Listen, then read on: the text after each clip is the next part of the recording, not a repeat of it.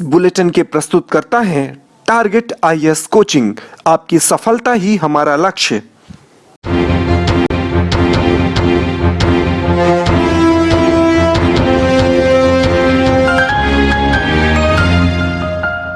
जिला सत्र न्यायाधीश समेत कलेक्टर, SP तथा नगर निगम अधिकारियों ने न्यायालय परिसर का किया निरीक्षण। पार्किंग व्यवस्था एवं साफ सफाई समेत अन्य व्यवस्था बनाए जाने जारी किए गए निर्देश। जिला सत्र न्यायालय के चारों ओर बेतरतीब खड़े वाहन और सड़क तक फैली दुकानों को व्यवस्थित करने स्वयं न्यायाधीश सहित कलेक्टर, SP व निगम के जिम्मेदार अधिकारी सड़कों पर उतरे और व्यवस्थाओं का जायजा लेने निरीक्षण किया गया। निरीक्षण के दौरान जिला सत्र न्यायाधीश के अलावा collector doctor Ilaiyaraja T, SP Rakesh Kumar Singh, नगर निगम आयुक्त मृणाल मीना द्वारा अधीनस्थ अधिकारियों एवं कर्मचारियों को व्यवस्था सुधारने हेतु निर्देश जारी किए गए। आपको बता दें कि न्यायालय परिसर के चारों ओर आए दिन जाम की स्थिति निर्मित होती है, वहीं न्यायालय परिसर के अंदर भी अव्यवस्थाओं का आलम रहता है, जिसे देखते हुए न्यायालय परिसर का निरीक्षण कर पार्किंग व्यवस्था समेत साफ सफाई व्यवस्था बनाए जाने कलेक्टर इलैयाराजा टी व नगर निगम प्रशासन के बीच अहम चर्चा कर व्यवस्था सुधारने की पहल की गई है।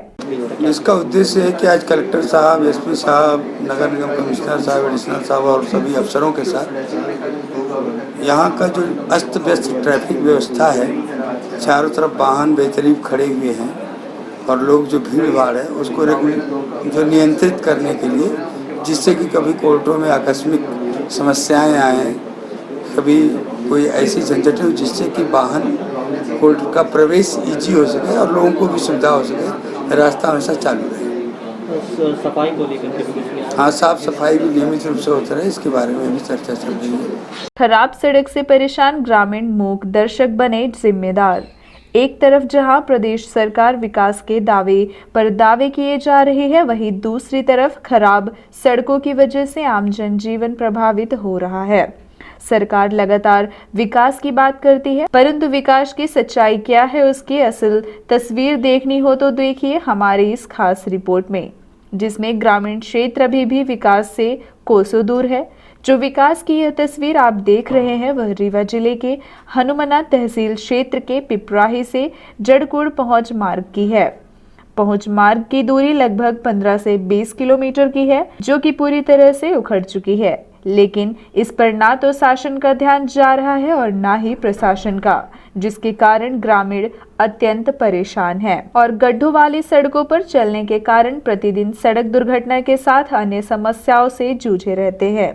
खासकर पिपराही से लेकर जड़कुड़ तक के बीच में कई गांव आते हैं, जिसमें हजारों की संख्या में ग्रामीण रहते हैं। सड़क की इस दुर्दशा को लेकर जब मऊगंज विधायक से बात की गई तो उन्होंने कहा कि उनके द्वारा इस सड़क के लिए PWD से बात की जा रही है। साथ ही उन्होंने यह भी कहा कि सड़क जर्जर होने का मुख्य कारण क्षमता से अधिक भारी भरकम वाहनों का चलना है।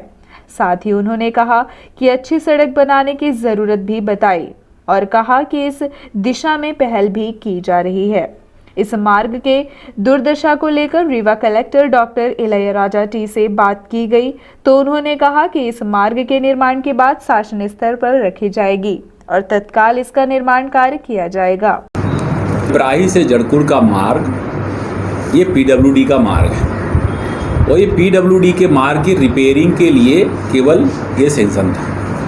चूँकि वहाँ इतने हैवी वाहन चलते हैं कि वहाँ पे जिस माने स्पेसिफिक माप से रोड बननी थी वह रोड फिर से टूटेगी। इसलिए मैंने यह मार्ग के लिए, जैसे पिपराही से आप बहेरा डाबर का मार्ग देख रहे हैं, MPRDC ने बनाया है, बहुत मजबूत मार्ग बनाया है, तो मैंने इस तरह का बोला है कि हमें उसी तरह का मार्ग पिपराही से जड़कुड़ का बनाया। उस दिन कलेक्टर साहब भी आए थे और ये प्रस्ताव चला भी गया है। मुझे लगता है आने वाले समय में ये सैंक्शन हो जाएगा तो एक बहुत बढ़िया मार्ग वो बन जाएगा, क्योंकि ये बार बार रिपेयर करना और ये ज़रा ठीक नहीं है।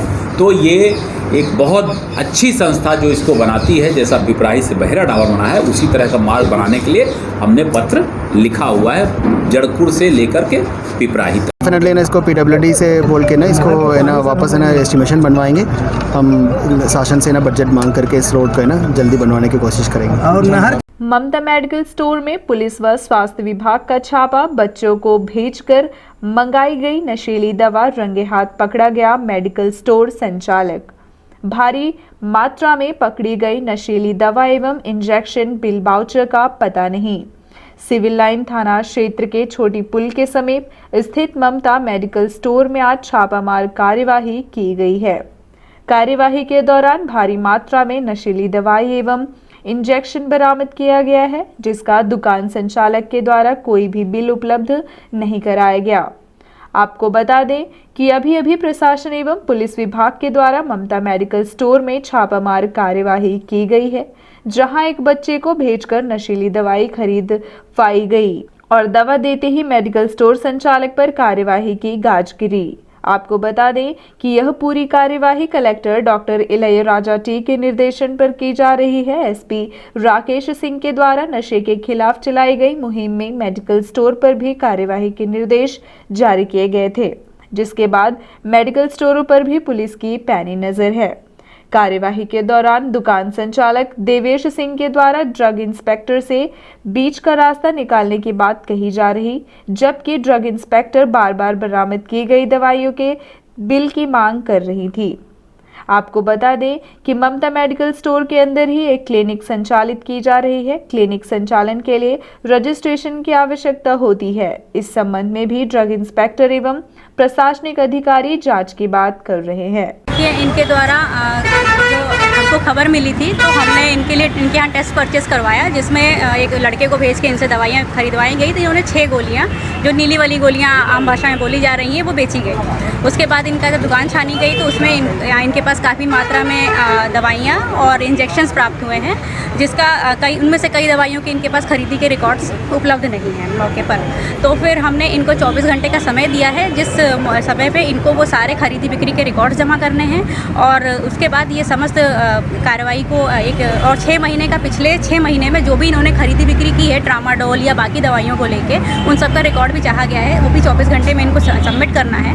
तत्पश्चात ये समस्त प्रकरण को लाइसेंसिंग अथॉरिटी को भेज दिया जाएगा और फिर अग्रिम कार्रवाई उनके द्वारा की जाएगी। तब तक के लिए कलेक्टर साहब के निर्देशानुसार दुकान को सील किया जाएगा। तत्काल में कुछ क्या बिल वाउचर मिले हैं जो दवाइयाँ बरामद की गई? नहीं, उनके बिल वाउचर्स अभी उन्होंने नहीं दिखाए हैं। उनके बच्चे का दवाई दी थी, क्या नशे के लिए होती है? जी बिल्कुल, नशे के लिए इस्तेमाल होती है। अगर ज़्यादा मात्रा में खाई जाए तो वो नशे में इस्तेमाल हो रही हैं, और अगर एक गोली खाई जाएगी तो वो दर्द की दवाई है। देखिए, प्रैक्टिस का जो है वो सीएमएचओ साहब के अंडर में आता है, उसमें मैं कुछ नहीं कह पाऊँगी।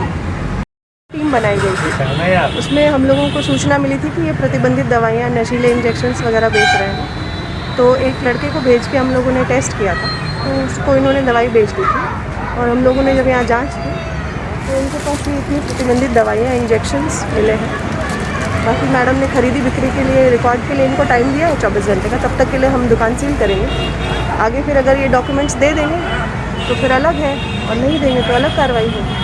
प्राइमरी एंजियोप्लास्टी के जरिए डॉक्टर सुनील त्रिपाठी ने बचाई गंभीर हार्ट अटैक के मरीज की जान।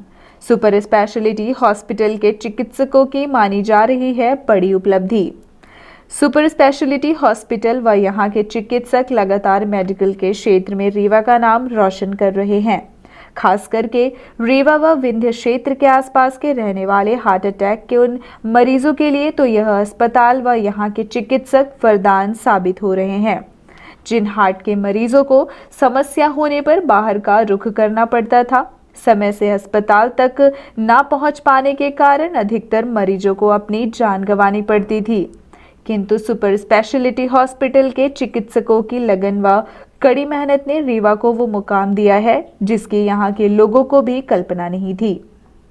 सुपर स्पेशलिटी हॉस्पिटल के कार्डियोलॉजी विभाग में पदस्थ चिकित्सक सुनील कुमार त्रिपाठी की माने तो सुपर स्पेशलिटी हॉस्पिटल के चिकित्सकों द्वारा अल्प समय में तकरीबन 150 से अधिक एंजियोप्लास्टी करके हार्ट मरीजों को बड़ी राहत दी गई है। इससे भी बड़ी बात तो उन्होंने बताया वह ये है कि गत दिवस उनके द्वारा जबलपुर के रहने वाले 38 वर्षीय आशीष विश्वकर्मा की प्राइमरी एंजियोप्लास्टी करके एक और बड़ी सफलता हॉस्पिटल की झोली में डाल दी गई है।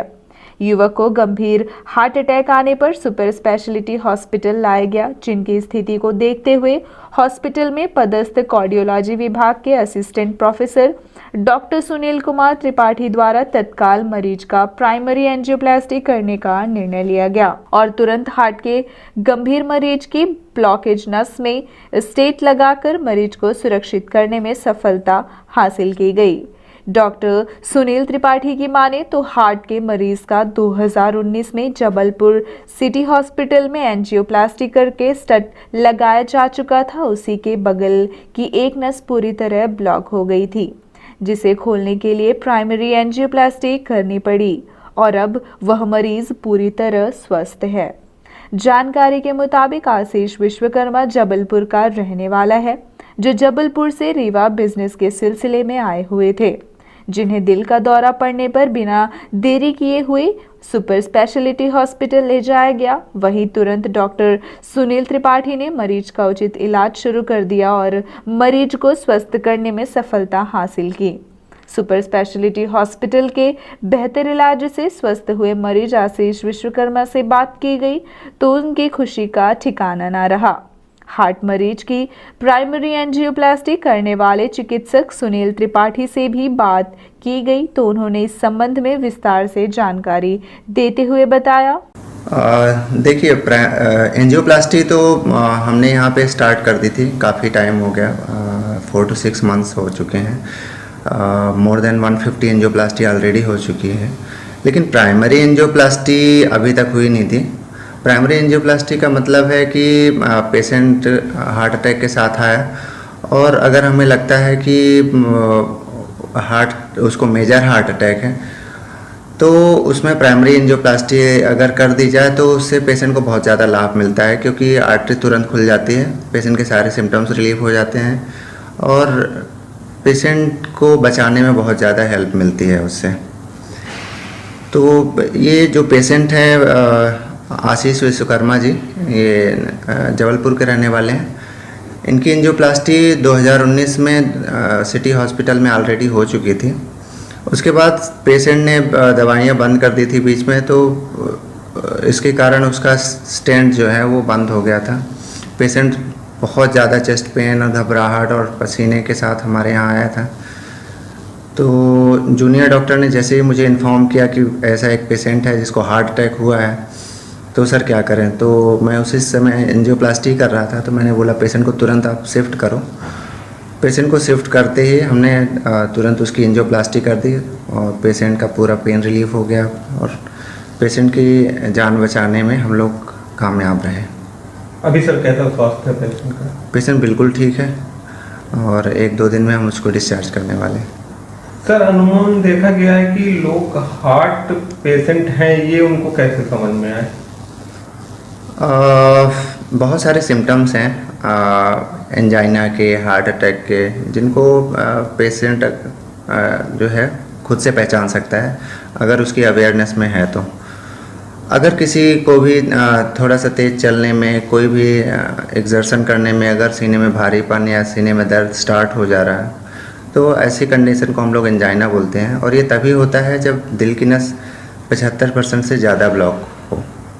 इस कंडीशन में अगर एंजियोप्लास्टी कर दी जाए तो उसका एंजाइना रिलीफ किया जा सकता है और फर्दर होने वाले हार्ट अटैक को भी काफ़ी हद तक रोका जा सकता है। इसी तरह अगर पेशेंट को हार्ट अटैक हो रहा होगा तो उसको बहुत ज़्यादा सीने में दर्द होगा, जो कि बाएं हाथ में और गले तक और नीचे पेट तक रेडिएट कर सकता है। कई बार इसको गैस के दर्द से भी लोग कंफ्यूज होते हैं, लेकिन अगर पेशेंट को दर्द कंटिन्यूस बना हुआ है, घबराहट हो रही है, पसीना आ रहा है, तो उसको गैस का दर्द ना समझें, तुरंत हॉस्पिटल में आएँ, ECG कराएं।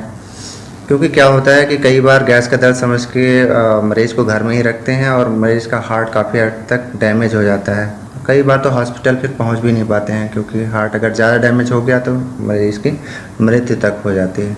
इसलिए सीने के दर्द को हल्के में ना लें, उसको तुरंत जो है कार्डियोलॉजिस्ट से मिलके उसकी जांच कराएं। सर, अभी मतलब नई जनरेशन में लो बीपी बहुत शिकायतें आती हैं, तो मुख्य वजह क्या है लो बीपी की? देखिए, लो बीपी वैसे कोई बीमारी नहीं होती है, हाई बीपी ज़रूर एक बीमारी होती है। लो बीपी के कुछ कारण हो सकते हैं, जो कि जनरली अलग अलग टाइप की जो वजहें होती हैं, हमें उनको ढूंढना पड़ेगा कि लो बीपी आखिरकार हो क्यों रहा है। एक अलग से बीमारी नहीं होती लो बीपी। अब जैसे किसी को दस्त लग गए, उल्टियाँ हो रही हैं, उसके कारण मरीज़ का ब्लड प्रेशर लो हो सकता है। किसी को बहुत ज़्यादा इन्फेक्शन हो गया है, उसके कारण लो बीपी हो सकता है। या मेजर हार्ट अटैक हो गया है, हार्ट का फंक्शन कम है, उसके कारण लो बीपी हो सकता है। तो अलग अलग वजहें होती हैं जिसके कारण लो बीपी होता है। एक सामान्य स्वस्थ इंसान का जनरली बीपी लो नहीं होता है। कई बार कमजोरी आते हैं, थोड़े बहुत चक्कर आते हैं, तो उसको पेशेंट समझ लेते हैं कि हमारा बीपी लो है या लो बीपी की समस्या समझते हैं। पर ऐसा जनरली ऐसा एक स्वस्थ व्यक्ति में ऐसी कोई लो बीपी की कोई अलग से बीमारी नहीं होती। हॉस्पिटल का कार्य करने वाले ठेकेदार द्वारा श्रमिक को बंधक बनाकर की गई उसकी पिटाई। शिकायत के बाद आरोपी ठेकेदार पुलिस कस्टडी में। मामला श्याम शाह मेडिकल कॉलेज व संजय गांधी अस्पताल के पीछे निर्माणाधीन बिल्डिंग का है, जहां कार्य कराने वाले एजेंसी को ठेकेदार द्वारा एक श्रमिक को बंधक बनाकर उसके साथ मारपीट की गई है। यह मामला पुलिस थाने तक पहुंच गया और पुलिस ने सरहंग ठेकेदार को गिरफ्तार कर लिया है। बताया जा रहा है कि ठेकेदार द्वारा श्रमिक पर चोरी का आरोप लगाकर मारपीट की गई है। इधर आरोपी के चंगुल से छूटने के बाद श्रमिक हरिशंकर चतुर्वेदी अमहिया थाने पहुंचा और ठेकेदार के खिलाफ मामला दर्ज कराया। मामले को गंभीरता से लेते हुए पुलिस ने जांच के बाद आरोपी ठेकेदार महेंद्र सिंह को गिरफ्तार कर लिया है और मारपीट में घायल हुए पीड़ित श्रमिक का मेडिकल चेकअप कराया गया है। ये मारपीट क्यों हुई, आपके साथ और किसने किया?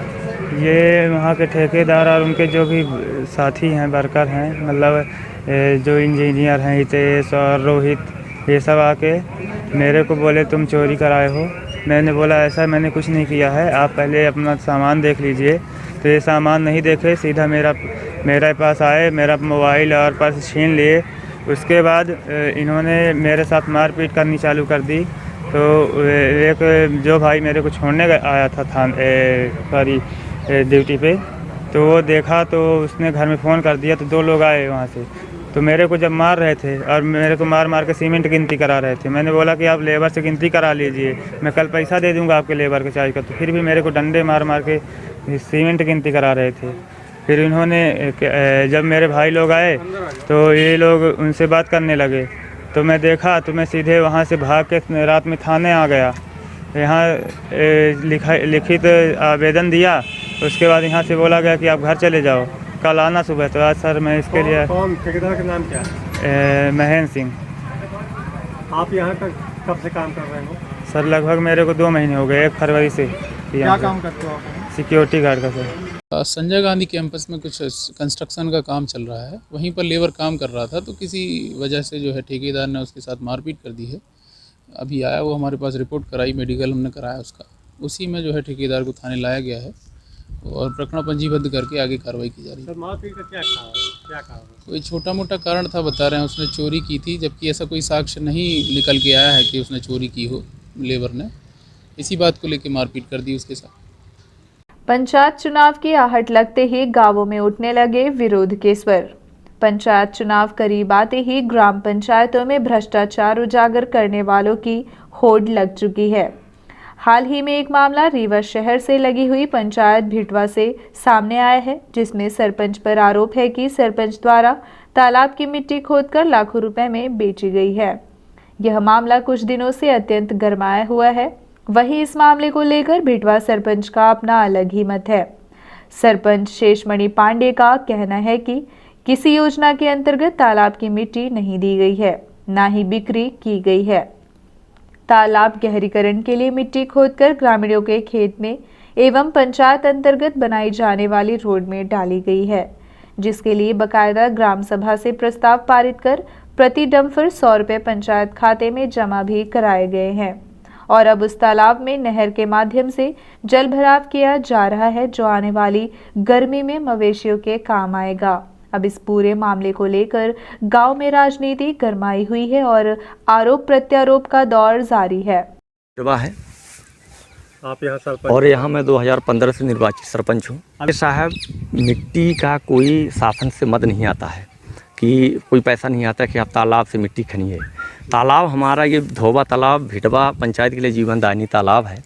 और यहाँ हम पंचायत में जो काम लगाए हुए थे, खेत सड़क में लगाए थे, एक विसार में है, एक टिकिया में, और मैं अभी आपके साथ चल के स्पॉट में दिखाने को रेडी हूँ कि हमारा काम लगा था। मैं वहाँ मिट्टी ले गया, 20 गाड़ी के आसपास मिट्टी हमारे एक किठवरिया में गई है।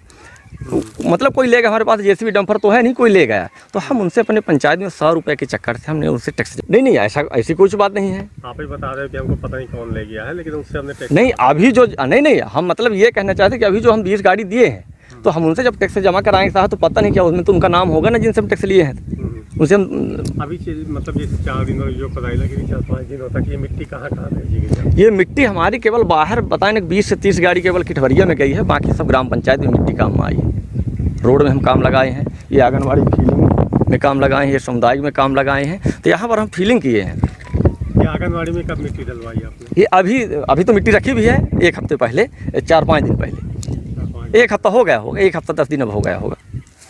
ये अभी तालाब में ये खुदाई के बाद अब अचानक पानी भरा जा रहा है। पानी जब से भिटवा नहर बनी है, आई है 2018 से 2018-19 में, तब से यहाँ कंटिन्यू तालाब गर्मी में भरा जाता है। और शासन की मंशा है कि तालाबों में नहर का पानी छोड़ा जाए। तो आज नहीं, ये 3 वर्ष से कंटिन्यू भरा जाता है। तो जैसे आरोप जानवरों का मिट्टी खुदवाने के बाद उसको दबाने के लिए पानी भरा, ऐसा कुछ नहीं साहब, ये तो पता है, ये तो हर आरोप में क्या बात है साहब। मिट्टी तो हम कोई चोरी थोड़ी करते हैं कि हम उसमें पानी तो ये गांव के गर्मी में ये पानी आज भरा है, पशु पक्षी मनुष्य सबके लिए बढ़िया पानी। जो के लिए कोई प्रस्ताव पारित किया गया था? ग्राम सभा से अनुमोदन होता है, ग्राम सभा से हमारा प्रस्तावित है कि ये तालाब थोड़ा अगर जन भागीदारी से, मतलब कोई जैसे अपना सहयोग करे तो जन भागीदारी से तालाब थोड़ा अगर मिट्टी निकाल ली जाएगी तो उसमें पानी का वाटर लेवल नीचे ऊपर आ जाएगा, पानी भर जाएगा। तो ग्राम सभा बैठाई जो प्रस्ताव तो पारित किया? हाँ, प्रस्ताव पारित है। प्रस्ताव 26 जनवरी 2018 को पारित है। 26 जनवरी 2018 को पारित है। और ये 21 में खोदा जा रहा है, मतलब हर वर्ष पारित होता है 26 जनवरी को, हर वर्ष पारित हुआ है। इस वर्ष 26 जनवरी 2021 को, 21 को जी। ये पारित हुआ था कि यहाँ गहरीकरण कर, हाँ मतलब जन भागीदारी से जी जी। ये जो सड़क निर्माण ये देखना है, पूरा सड़क निर्माण ये हमको जिला पंचायत से हमारे जिला वार्ड क्रमांक सदस्य श्रीमती शिवकली नट जी ने हमको पैसा दिया था 5 लाख। और 5 लाख हमको पैसा दिए, हम ये अभी 2019 में हम पीसीसी बनाए। और 2019 पीसीसी बनाने के 1 महीने बाद यहाँ जो भिटवा नहर आती है, तो भिटवा नहर क्या है कि डीप में, गहराई में है, तो पानी वो नहर का जो मिट्टी वो कटाव हो जाता है। तो वहाँ से चैन वाली मशीन आई, चैन वाली को साफ़ करें तो मशीन वो जो बड़ा टेलर होता है वहाँ पर उसको दौड़ा दिए जल्दी, तो इसलिए थोड़ा दरार आ गई है, लेकिन उसको हम फिर से रिपेयरिंग कर देंगे, उसको हम बढ़िया कर देंगे। शेषमणि पांडे। कौन सा गांव कहलाता है ये? ग्राम भिटवा। आपके पीछे दिख रहा है जी। ये तालाब में खुदाई कब से लगी थी मिट्टी की? शायद 15 दिन से चालू था। काहे से खुदाई हो रही थी? जेसीबी और डंपर से। ये पता है आपको किस योजना के अंतर्गत खुदाई हो रही थी? ये तो हमको नहीं मालूम सर। ये क्या बात है कि यहाँ पे 15 दिन से चालू खुदाने के लिए, और इसके बाद मिट्टी पता नहीं कहाँ जा रही है, हम लोग को मालूम भी नहीं है। क्या नाम है आपका? राजकुमार साकेत। ये बताइए, यहाँ पानी भरने की कोशिश की जा रही, पानी नहर तोड़ के पानी भरा जा रहा तालाब में। जी जी। तो कितने लोगों के जमीन से नाला निकाल के लाया गया है तालाब तक? ज़्यादा नहीं, 4 लोग अंदाज बीच में आ रहे हैं। बस्ती के अंदर 4-5 लोग हैं, उसके बीच से लाई गई नहर।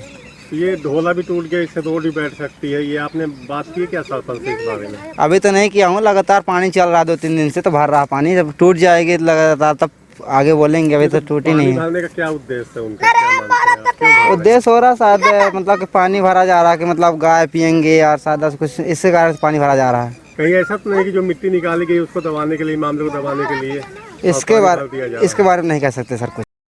ये भिटवा है। ये जो आपके दरवाजे के सामने रोड गई है, ये कब बनी है? यह हो गया 6 महीना हो गया। 6 महीना हुआ। अभी हाँ। रोड पूरी तरह जर्जर हो चुकी है। ये कौन बनवाया था? सरपंच बनवाया है, उसको बनवाई।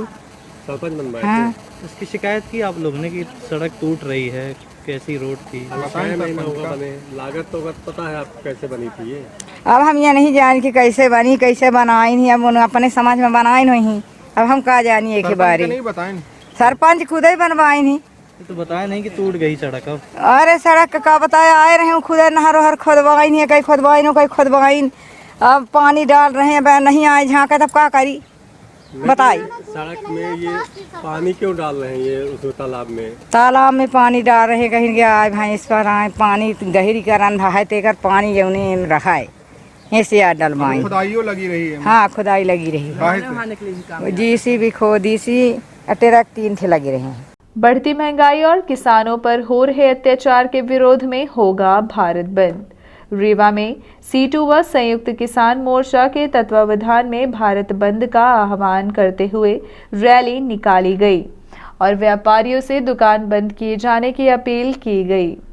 C2 जिला अध्यक्ष गिरिजेश सिंह ने बताया कि किसान कई महीनों से अपनी मांगों को लेकर धरने पर बैठा हुआ है और देश में महंगाई चरम पर है, किंतु मोदी सरकार को इस बात से कोई लेना देना नहीं।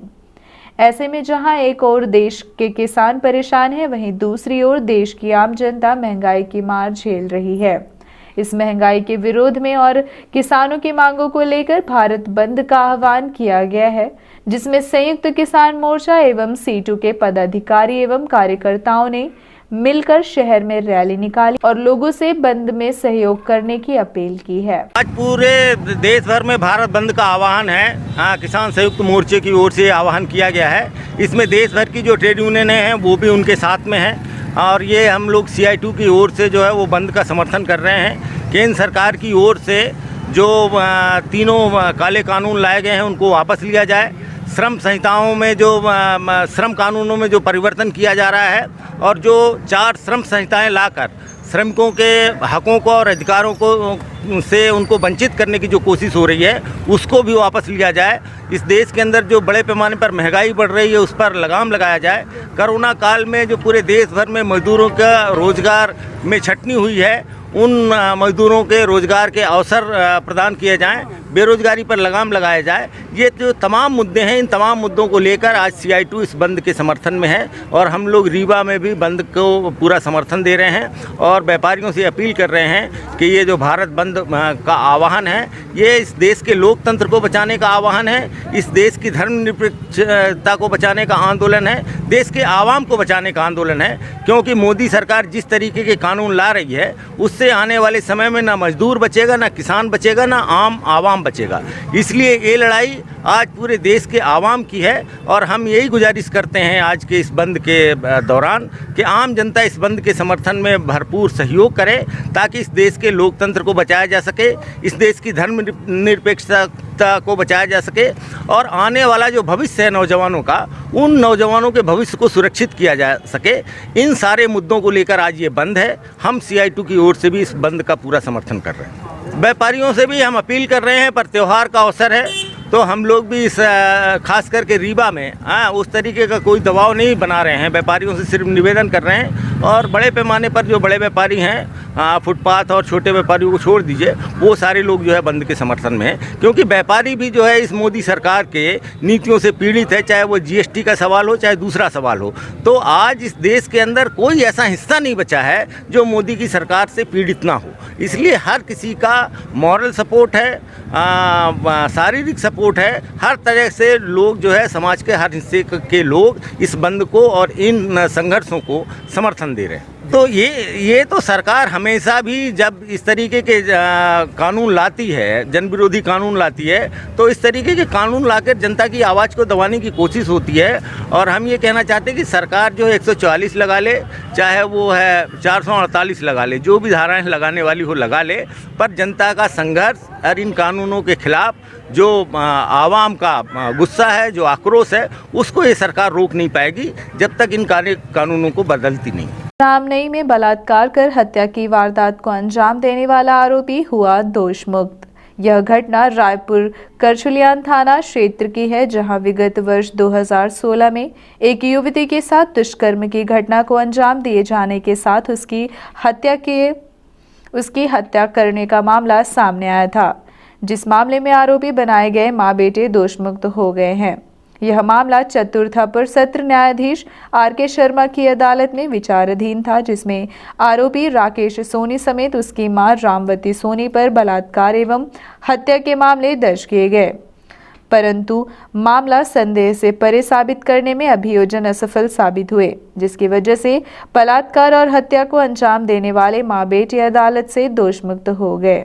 इस मामले की पैरवी करने वाले अधिवक्ता राजीव सिंह परिहार शेरा सिंह ने न्यायालय के फैसले के संबंध में जानकारी देते हुए बताया। चतुर्थ अपर सत्र न्यायाधीश महोदय रीवा R.K. शर्मा जी के न्यायालय में धारा 376, 302 और धारा 201 भारतीय दंड विधान के अंतर्गत राकेश सोनी और उसकी मां रामवती सोनी के विरुद्ध मामला दर्ज हुआ था रायपुर थाने में। उसमें अभियोक्त्री के खिलाफ बलात्कार करने का अभियुक्त राकेश सोनी के खिलाफ आक्षेप था और उसकी मां और राकेश सोनी के खिलाफ यह आक्षेप था कि उसकी बलात्कार के पश्चात उसकी हत्या करके कुएं में रामनई के पास स्थित एक कुएं में फेंक दिया गया था। बाद में इन दोनों को गिरफ्तार किया गया। गिरफ्तार करने के पश्चात चालान पेश किया गया, जिसका विचारण चतुर्थ अपर सत्र न्यायाधीश महोदय के यहाँ से किया गया, जिसमें अभियोजन जो है अपने मामले को साबित करने में पूर्णतः असफल रहा है। इस मामले में राकेश सोनी और उसकी मां रामवती सोनी को दोषमुक्त घोषित किया गया।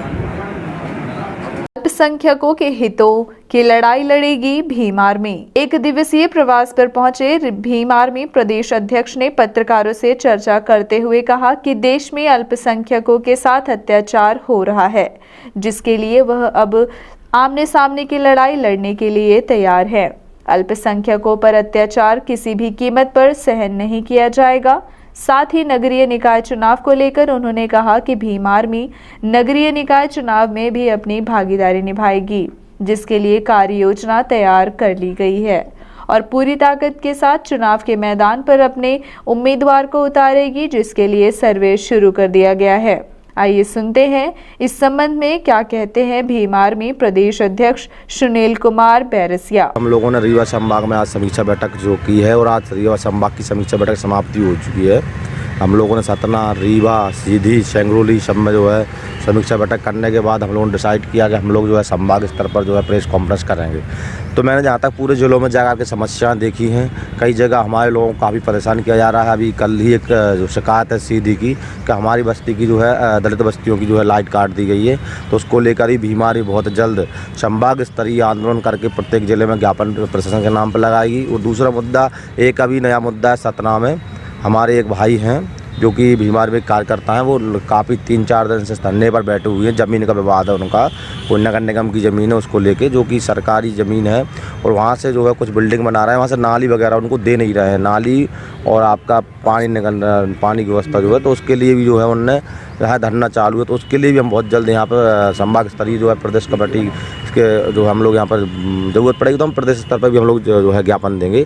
और कुछ जो है हम लोगों ने प्रत्येक ज़िले में फेरबदल किया है। यहीं रीवा में भी हम लोगों ने जो है जिला की कमान हमारे जो है पंकज चौधरी जी को दी है जिला अध्यक्ष के पद पर, और इनके साथ में सोनू जी को जिला प्रभारी बनाया है। इसी साथ में भीम आज़ाद समाज पार्टी के संभाग प्रभारी भी हमारे साथ में रहे। यहाँ पर हमारे भीम आर्मी के चंबल ग्वालियर के मुख्य प्रभारी भाई संदीप चौधरी जी भी साथ में हैं और हमारे राहुल वाल्मीकि जी जो कि पूर्व प्रदेश संयोजक हैं वो भी साथ में हैं। तो मैं ये कह देना चाहता हूँ, जिस तरह से प्रशासन हमारे लोगों पर अन्याय अत्याचार कर रही है, तो आपने देखा होगा भीम आर्मी भारत एकता मिशन का नाम जो है केवल आंदोलन से ही प्रसिद्ध है। तो हम लोग यहाँ बहुत जल्द आंदोलन करेंगे। और रही बात चुनाव की, ज़रूरत पड़ेगी तो भीम आर्मी भारत एकता मिशन आज़ाद समाज जो पार्टी है भीम आर्मी की राजनीतिक विंग, उसके माध्यम से हम संपूर्ण मध्य प्रदेश में जो है चुनावी लड़ने की जो है रणनीति बनाएंगे। जो कि आज़ाद समाज पार्टी के प्रदेश अध्यक्ष कोमल लहरवार जी हैं, वो जो है बहुत जल्द यहाँ आने वाले हैं। वो सारी चीज़ें देख करके चुनाव की घोषणा भी वो कोमल लहरवार जी यहाँ करेंगे। साथ ही पिछड़ा वर्ग की स्थिति मजबूत करने के प्रयास किए जाएंगे। देखिए, Bhim Army Bharat Ekta Mission SC, ST, OBC minority के लिए विशेषकर काम करती है। तो लगातार हम पिछड़ा वर्ग को जो है कैडर देने की जो हम लोगों ने प्लानिंग की है कि हम लोग खासकर पिछड़ा वर्ग के लिए गाँव को जाकर जो है कैडर महात्मा ज्योतिबा फूले हुए, छत्रपति साहू जी हुए, भगवान बुद्ध हुए, आपके अशोक सम्राट हुए, ऐसे महापुरुषों को लेकर के हम लोग जो है हमारी समाज में जाने का काम करेंगे। कुछ पिछड़ा वर्ग को है जो है हम भीम आर्मी जोड़ने के लिए हम लोगों ने बनाया है। उसी तरह हम लोगों ने पार्टी में भी यही कैडर बनाया है। पार्टी में भी हम पिछड़ा वर्ग को सबसे पहले रखने का काम कर रहे हैं। मुस्लिम समाज को पहले रखेंगे, पिछड़ा वर्ग को, वाल्मीकि समाज को, SC, ST, OBC माइनॉरिटी का जो मानवर कांशीराम साहब का जो फॉर्मूला था 15-85 का, जो बहुजन की बात करेगा वो दिल्ली में राज करेगा, 15 छोड़ 85 जोड़ का जो फॉर्मूला था मानवर कांशीराम साहब का, उस फॉर्मूला पर आज़ाद समाज पार्टी एवं भीम आर्मी दोनों बराबर काम कर रही हैं पूरे मध्य प्रदेश में, पूरे देश के अंदर।